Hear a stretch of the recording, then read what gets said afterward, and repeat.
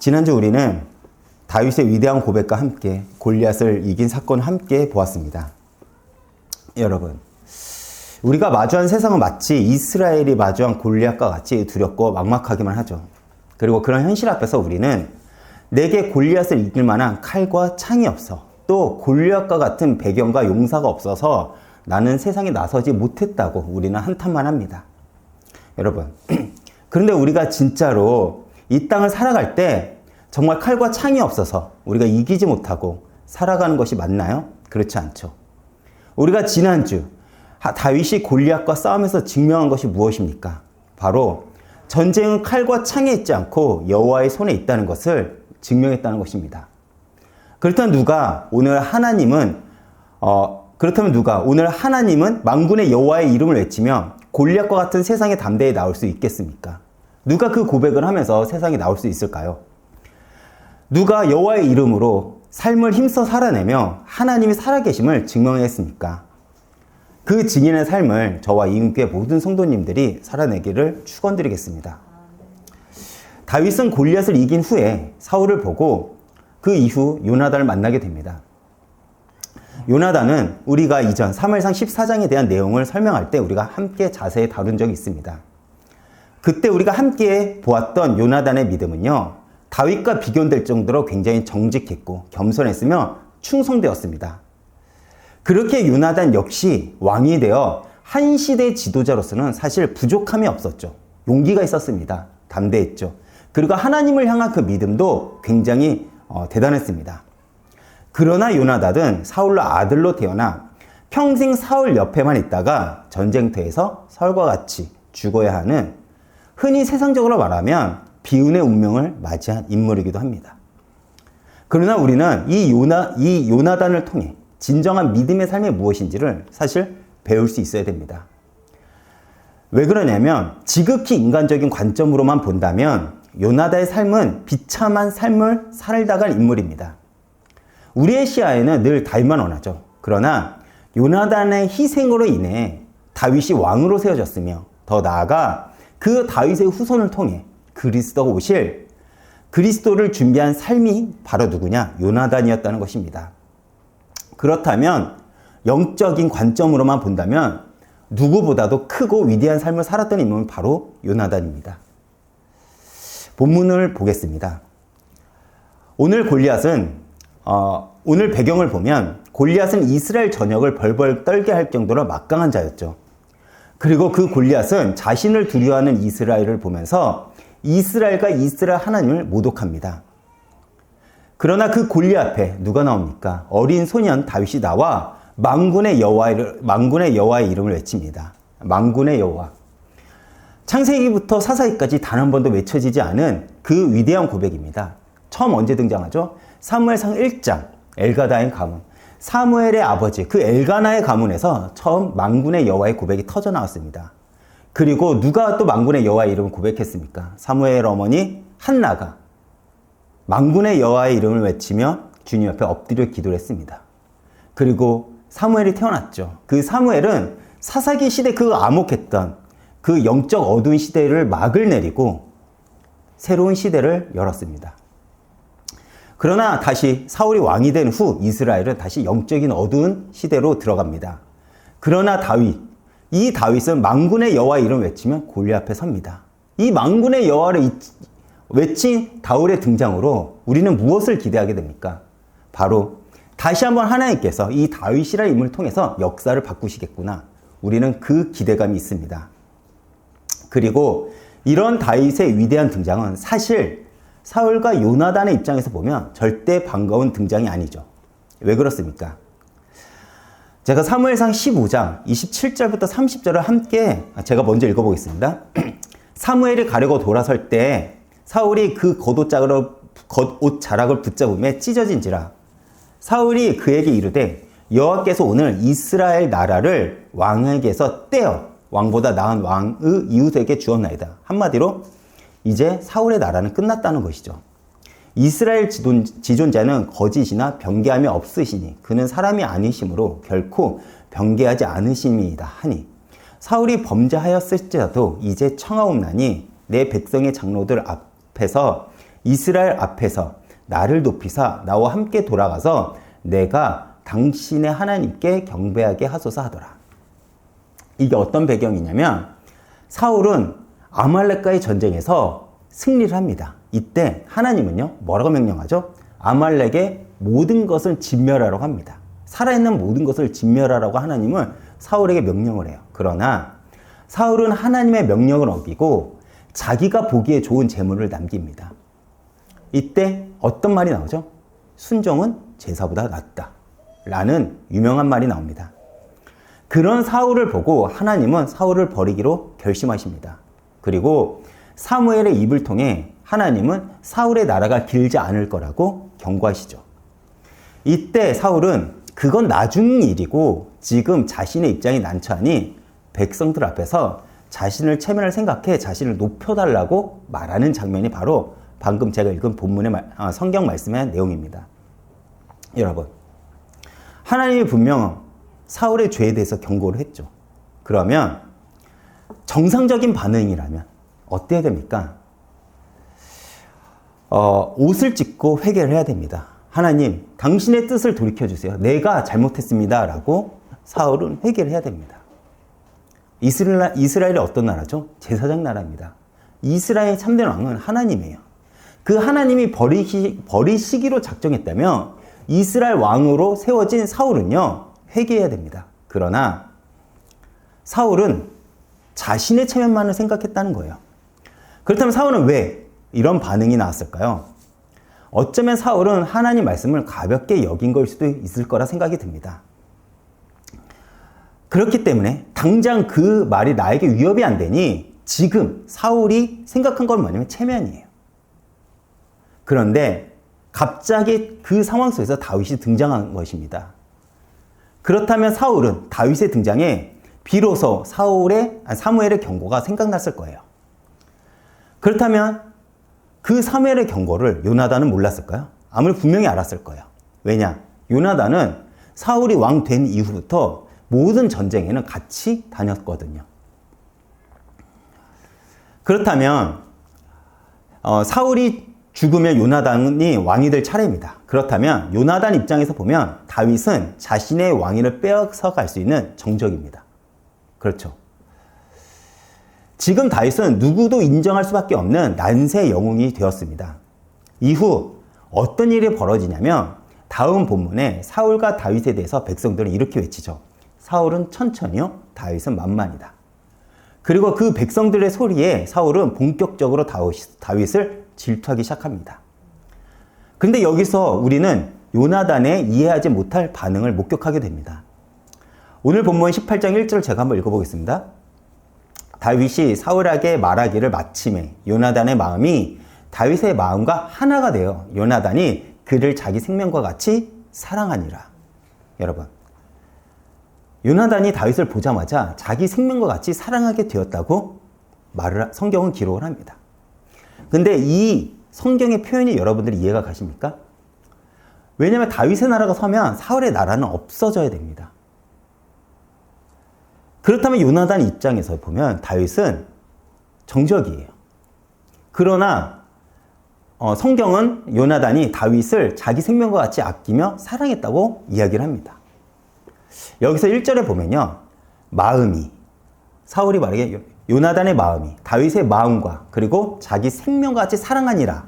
마음, 사랑 이렇게 나왔죠. 근데 원어를 보면요, 이 마음이 두 번 나오고 사랑한다는 표현이 한 번 나는데 이것이 같은 단어예요.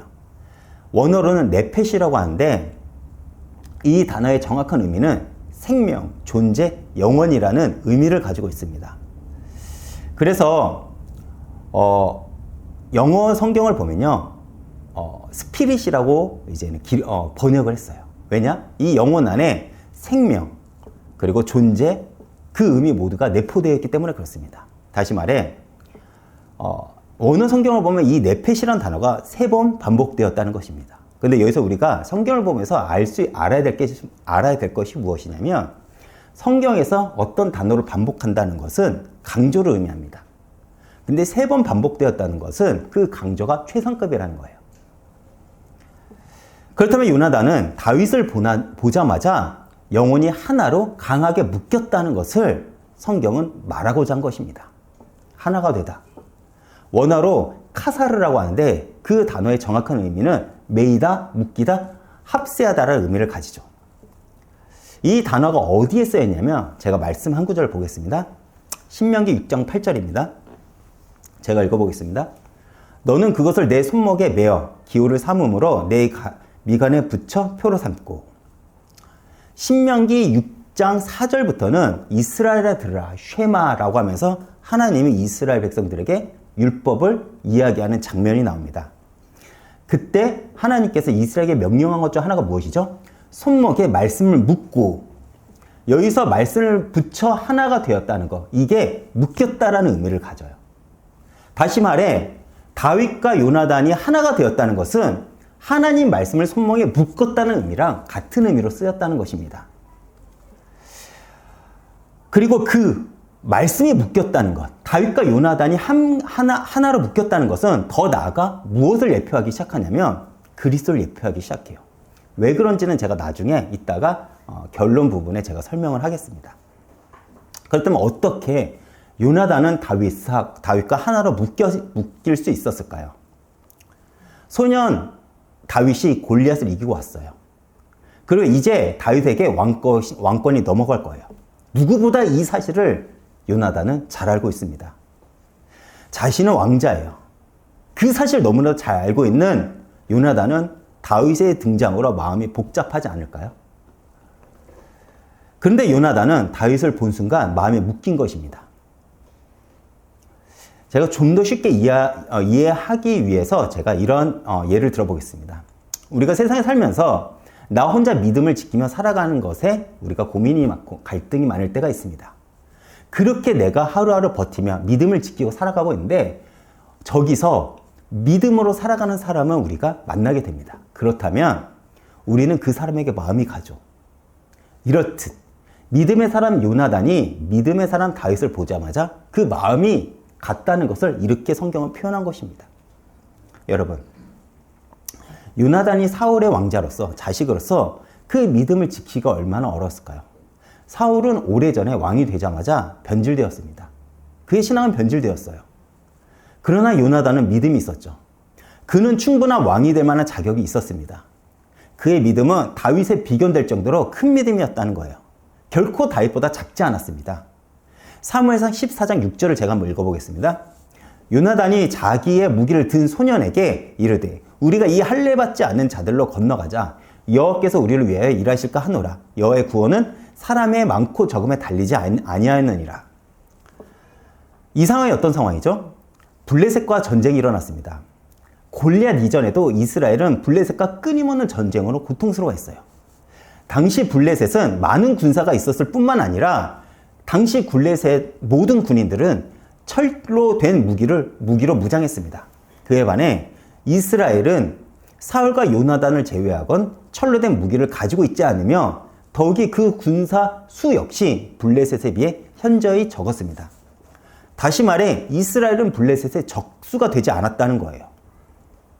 그렇기 때문에 이스라엘은 언제나 블레셋의 영향력 아래에 있었습니다. 그리고 요나단은 그 블레셋의 영향력을 끊고자 무모하게 블레셋을 공격한 거예요. 그 블레셋을 향한 요나단의 도발은요, 하나님을 향한 신뢰 없이는 불가능한 행동이었음을 여러분들이 기억하시길 바랍니다. 왜 요나단이 블레셋을 공격했을까요? 요나단 마음에는 이런 마음이 있었어요. 이스라엘은 제사장 나라입니다. 하나님이 왕입니다. 그런데 할례받지 못한 저 이방 나라에게 지배받으면 안 된다는 그 생각이 있었습니다. 그렇기 때문에 무모한 도발을 한 것이죠. 이런 이스라엘의 공격에 분노한 블레셋은 이 전쟁에 전력을 다하기 시작했고 이스라엘은 자신보다 강한 무기를 가지고 자신들보다 대략 10배나 많은 군인들을 보고 절망에 빠집니다. 그러나 이때 요나단은요, 자신의 몸종과 단 둘이서 블레셋의 진영을 공격하기 시작합니다. 마치 다윗이 골리앗을 이긴 것처럼 어찌 보면 더 큰 승리를 요나단은 취하게 됩니다. 이 정도 믿음 있는 자라면 비록 사울이 부족하더라도 하나님은 요나단에게도 이스라엘을 맡길만 하지 않을까요? 이때 요나단이 한 고백이 무엇입니까? 여호와께서 우리를 위하여 일하실까 하노라. 여호와의 구원은 사람의 많고 적음에 달리지 아니하느니라. 무슨 말인가요? 골리앗 앞에 다윗이 아니라 요나단이 서 있어도 하나님은 역사하실 수 있었고 이길 수 있었다는 것입니다. 다윗만 그 고백을 했던 것이 아니라 요나단에게도 그 고백이 있었다는 거예요. 다시 말해 이스라엘 백성 모두가 떨고 있는데 저기 한 곳에서 요나단은 그 믿음을 가지고 분노하고 있었다는 것입니다. 단 둘이서 블레셋에 맞서 승리를 경험했던 요나단입니다. 이때 요나단이 무슨 용기와 믿음이 있어서 달려갈 수 있었겠습니까? 바로 하나님을 향한 믿음이고 하나님을 향한 확신입니다. 하나님을 그만큼 신뢰했기 때문에 자신의 몸종과 둘이서 그 블레셋 진영에 쳐들어갈 수 있었고 그리고 승리를 취할 수 있었습니다. 그러나 지금 하나님은 요나단에게 나가라고 사인을 주지 않은 것입니다. 너의 때가 아니야. 너의 믿음을 증명할 때가 아니야. 지금은 다윗의 시간표야. 라고 하나님은 요나단에게 사인을 주었겠죠.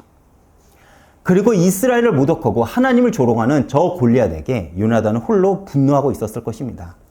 그러나 하나님은 그 자리를 요나단에게 준 것이 아니라 다윗에게 주었죠. 왜요?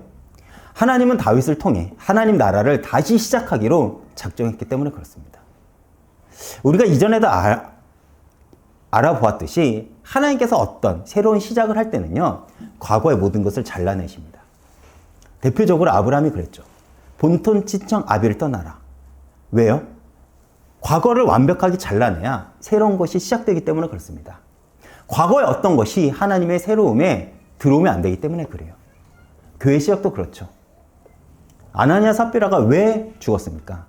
그 인본주의적 그 마음과 생각이 새롭게 교회가 시작될 때 들어오면 안 되기 때문에 그렇습니다.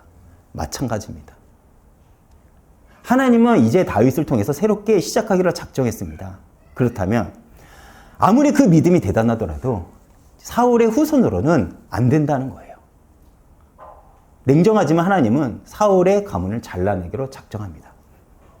그리고 요나단은 그 하나님의 그 마음을 받아들이죠. 그는 여전히 믿음이 있었지만 하나님은 그 믿음을 사용하지 못하게 하셨습니다. 같은 믿음을 가지고 있는데 그 자리에 하나님은 자신이 아닌 어린 다윗을 세운 것입니다. 만약 요나단이 세상적인 마음을 가지고 있었다면 분노하며 억울했을 것입니다. 그렇죠? 평생을 아버지 밑에서 전쟁을 쫓아다녔습니다. 그러나 요나단의 분노는 다윗에게 향하지 않았어요. 그는 다윗과 똑같은 마음으로 골리앗 소리에 무너진 하나님 나라에 분노가 있었습니다. 하나님은 자신에게 허락하진 않았지만 하나님을 조롱하는 저 골리앗을 누군가 꺾어주기를 아마 간절하게 기도했을 거예요. 그리고 마침내 자신과 같은 믿음의 고백을 한 소년이 등장했고 그 소년은 골리앗을 꺾었습니다. 요나단은 여기서 기뻤을 거예요. 왕권의 문제가 아니라 무너진 하나님 나라를 세워지는 것에 그는 감격했을 것입니다. 요나단은 다윗의 믿음을 보며 자신의 믿음과 동일함을 보게 된 거예요. 그렇기에 요나단은 다윗이 올 때 그와 마음이 묶이며 사랑한 것입니다. 이 요나단의 마음, 여러분들은 이해가 가십니까? 사실 우리는 많은 경우 이해하지 못합니다. 저도 사실 이 본문을 보면서 이 요나단의 마음, 이 요나단의 순종을 받아들이기가 굉장히 어렵습니다. 왜 그럴까요? 흔히 우리나라 속담에 이런 말이 있습니다. 사촌이 땅을 사면 배가 아프다. 맞아요. 이것이 우리가 가지고 있는 속사람입니다.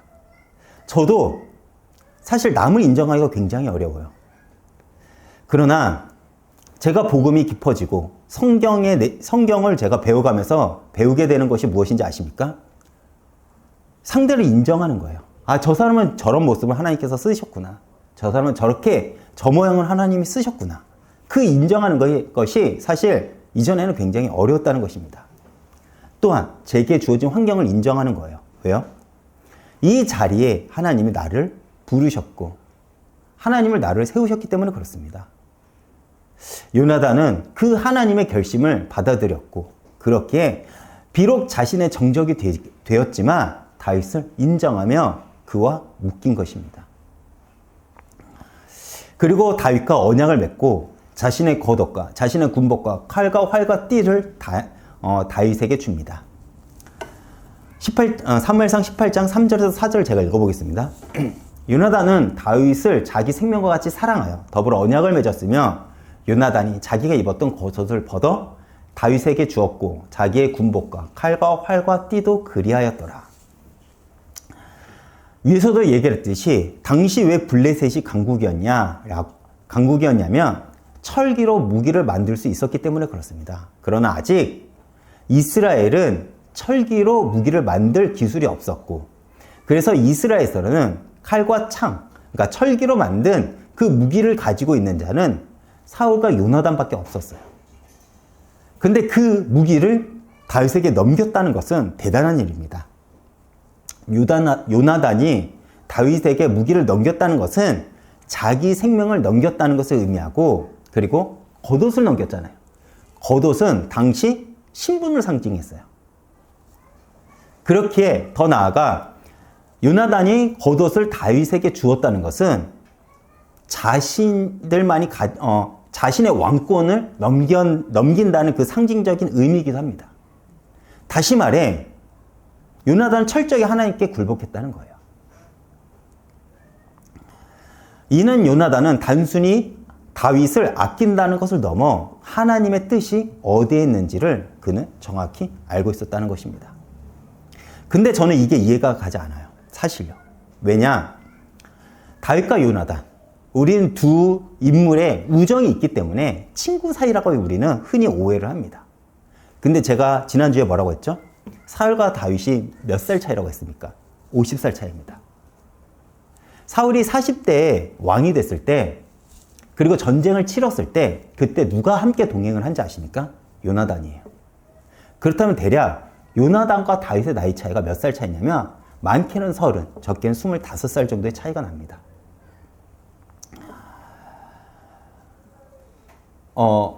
그렇다면 이스라엘에서 전쟁에 나갈 수 있는 나이가 20세가 넘어야 했어요. 처음부터 전쟁에 참여했다면 그 정도 나이 차이가 나거든요. 그때 다윗은 태어나지도 않았습니다. 하나님이 사울의 나라를 날리고 새로운 인물로 나라를 새롭게 시작하겠다고 하는데 그 인물이 누구냐면 새파랗게 어린 아이입니다. 중학생쯤 되는 아이예요. 제가 다른 표현을 하겠습니다. 이 아이의 신앙이 아직 검증되지도 않은 아이가 하나님이 선택했다는 거예요. 제가 청년 사역과 청소년 사역을 많이 해봤습니다. 제가 그 아이들을 보면서 느낀 게 뭐냐면 아직 그 신앙이 성숙하지 못했다는 거예요. 뜨거움과 열정은 있지만 아직 현실을 모른다는 거예요. 진정한 신앙은 우리가 현실을 받아들이고 그 안에서 우리가 믿음을 지켜갈 때 우리의 믿음이 단단해지지 않습니까? 근데 아직 현실을 모른 새파랗게 어린 아이가 하나님이 선택했다는 거예요. 이것을 요나단 입장에서 받아들일 수 있을까요? 또 다윗에게 넘겨줄 수도 있습니다. 맞아요. 다윗에게 넘겨줄 수 있어요. 그런데 대략 25살에서 30살 정도의 나이 차이라면 먼저 요나단이 왕이 된 다음에 다윗이 왕이 돼도 되지 않겠습니까? 분명 요나단 입장에서 보면 하나님은 사울의 나라를 버렸습니다. 왜요? 사울은 하나님을 신뢰하지 않았기 때문에 그래요. 그는 하나님께 순종하지 않았기 때문에 그렇습니다. 사울은 세속적이었고 이기적이었습니다. 그러나 요나단은 달랐죠. 그는 하나님을 신뢰했고 겸손하고 충성된 자였습니다. 만약 왕이 되는 조건이 믿음이 기준이라면 요나단도 충분히 자격이 있었습니다. 그렇게 요나단이 왕이 된 이후 다윗이 왕이 되어도 충분했을 거예요. 하나님이 요나단에게 너 다음 왕을 다윗으로 세우라 라고 하면 요나단은 받아들이지 않았을까요? 받아들였을 것입니다. 그러나 요나단 입장에서 보면 새파랗게 어린 소년이었는데 그 소년을 하나님께서 영웅을 만들었어요. 그리고 요나단은 그 그 다윗에게 자신의 모든 것을 넘겨줍니다. 뭐요? 하나님의 주권을 인정했다는 거예요. 요나단은 하나님이 다윗을 세웠다는 것을 알고 있습니다. 자신이 경험했잖아요. 자신이 블레셋 그 적진에 뛰어들면서 하나님의 도우심으로 자신이 전쟁에서 승리한 그 경험이 있잖아요. 아, 저 골리앗을 이긴 것은 다윗의 실력의 문제가 아니라 하나님께서 그와 함께 하셨구나라는 것을 요나단은 분명히 알았을 것입니다. 그렇게 자신의 모든 것을 넘겨줄 수 있는 거예요. 그리고 다윗과 언약을 맺습니다. 정확히 다윗과 어떤 언약을 맺었는지는 알 수는 없지만 그에 대한 힌트를 우리가 잠깐 보면 사무엘상 20장 42절을 통해 우리는 엿볼 수 있습니다. 제가 읽어보겠습니다. 요나단이 다윗에게 이르되 평안히 가라. 우리 두 사람이 여호와의 이름을 맹세하여 이르기를 여호와께서 영원히 나와 너 사이에 계시고 내 자손과 내 자손 사이에 계시니라 하였느니라 하니 다윗은 일어나 떠나고 요나단은 성읍으로 들어가니라. 요나단은 사울의 나라가 무너지면 자신의 자손 역시 무너질 것임을 알았을 것입니다. 그리고 요나단은 하나님이 다윗을 세운 것을 알고 있어요. 그때 다윗에게 모든 것을 넘겨주며 한 가지 부탁을 합니다. 하나님 너를 택했다. 그리고 넘겨주면서 이제 하나님이 너를 택했다. 그리고 언약을 하나 맺습니다. 언약을 맺었다고 하는 것. 이 언약이란 단어는 어원인 자르다에서 왔습니다. 이게 무슨 말이냐면 언약을 맺을 때는 동물을 잘라 쪼개서 그 사이에 언약 당사자 둘이서 언약을 맺고 지나갑니다. 그러면서 이렇게 말을 해요. 만약 언약을 깨면 이 쪼개진 짐승처럼 너가 저주를 받을 것이다. 해서 자르다가 언약의 의미입니다. 그리고 언약을 깬 자는 그런 저주를 받는 것입니다. 그런데 창세기에 보면 하나님과 아브라함의 언약을 맺는 장면이 나오죠. 이때는 하나님만 쪼개진 짐승 사이에 지나가십니다. 왜냐하면 하나님과 아브라함 사이에 맺어진 이 언약을 아브라함은 지킬 능력이 없었기 때문에 하나님께서 당신의 열심으로 아브라함을 끌어가실 것이다 라는 그 하나님의 다짐을 가지고 하나님은 아브라함과 언약을 맺습니다. 그런데 이 언약은요, 보통 개인과 개인이 맺기보다는 나라와 나라, 족속과 족속이 맺는 것이 보통이에요. 그런데 성경에 보면요, 개인과 개인이 언약을 맺는 것은 여기가 유일한 장면입니다. 다윗과 요나단이 언약을 맺는 것이 유일하다는 거예요.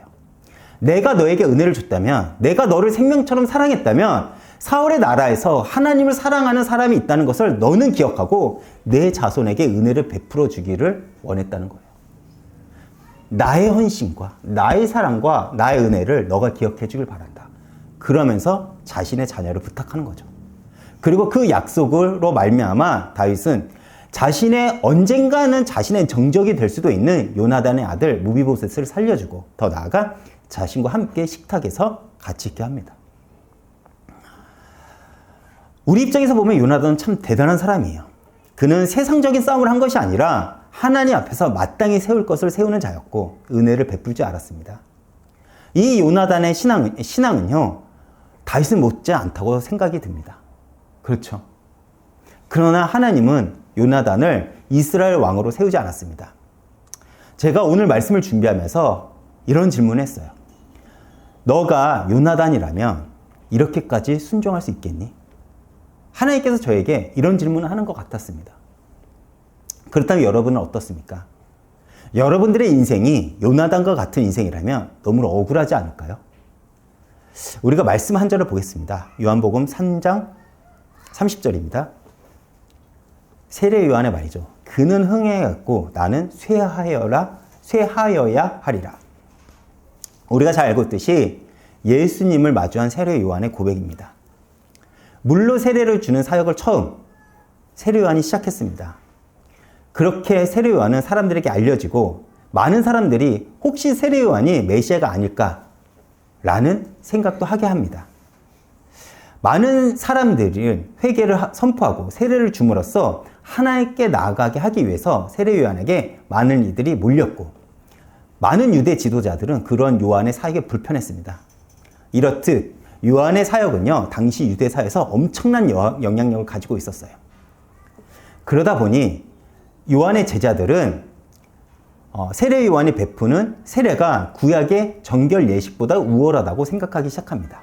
그런데 변함과 한 청년 예수가 나타나 유대 땅에서 물세례를 베푸기 시작합니다. 그리고 이 장면을 보고 세례 요한의 주변에 있던 많은 이들이 예수님께로 몰려가기 시작하죠. 이것 때문에 유대인과 요한의 제자들이 변론을 붙습니다. 무슨 이유 때문에요?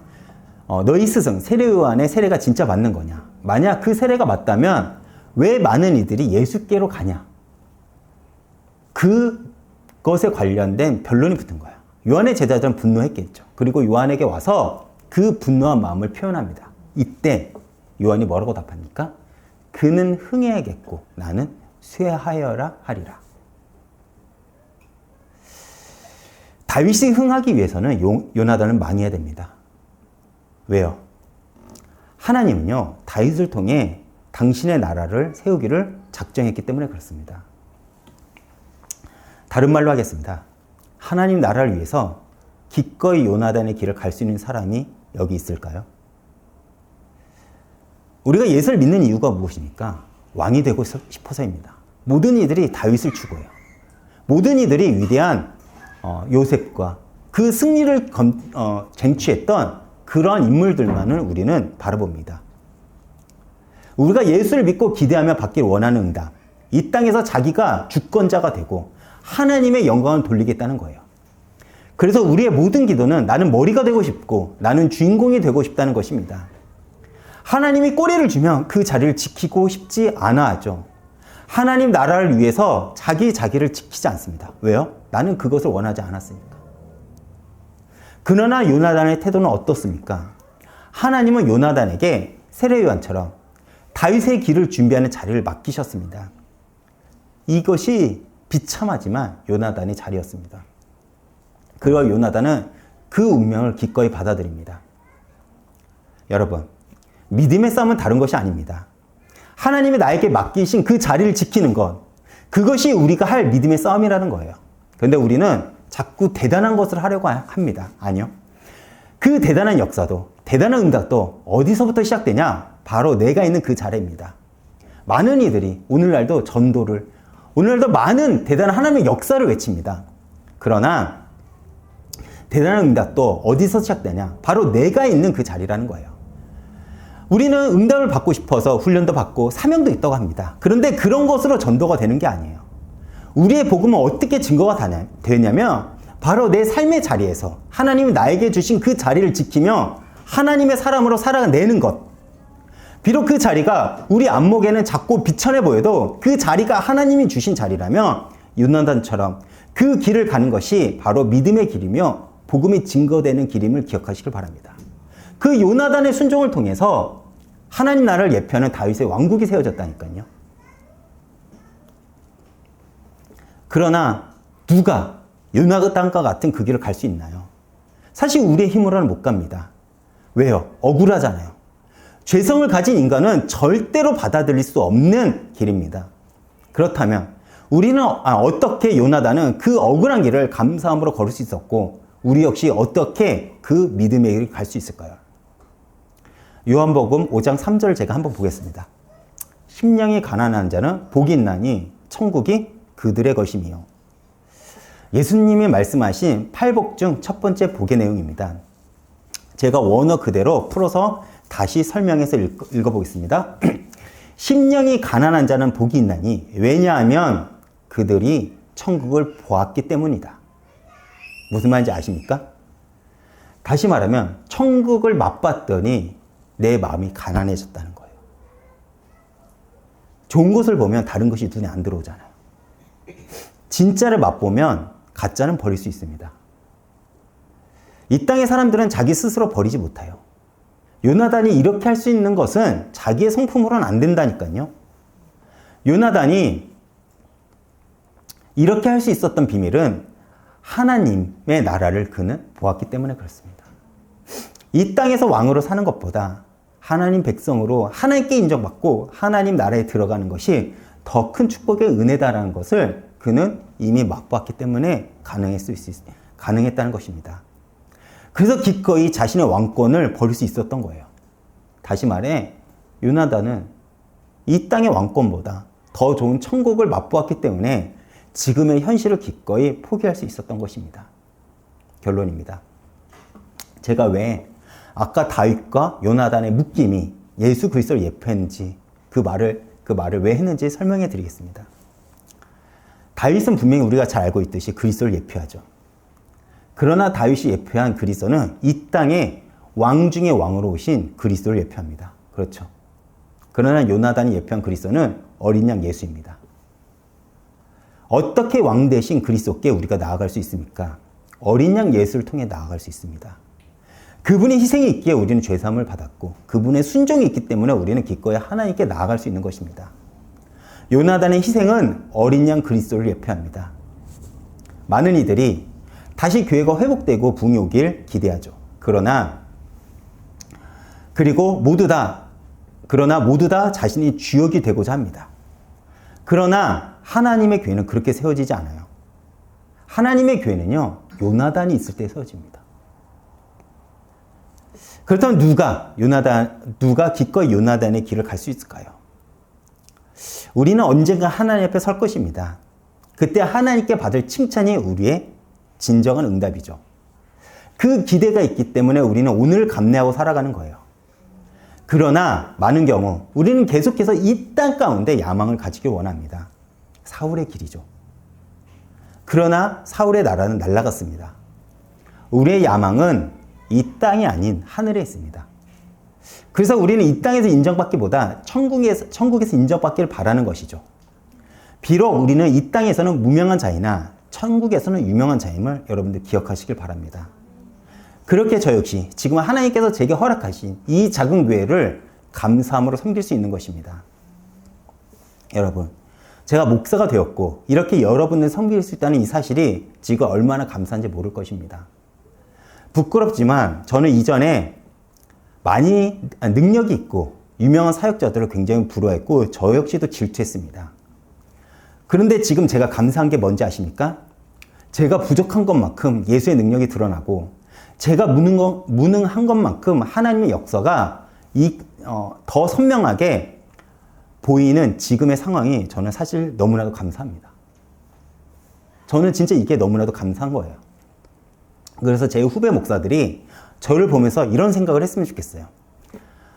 저 박 목사도 개척을 했는데 나라고 못하겠어? 저 이 마음을 가졌으면 좋겠어요. 왜요? 저의 능력을 인정받기보다 저를 통해 하나님의 능력이 드러나는 그것이 저의 기쁨이고 감사이기 때문에 그렇습니다.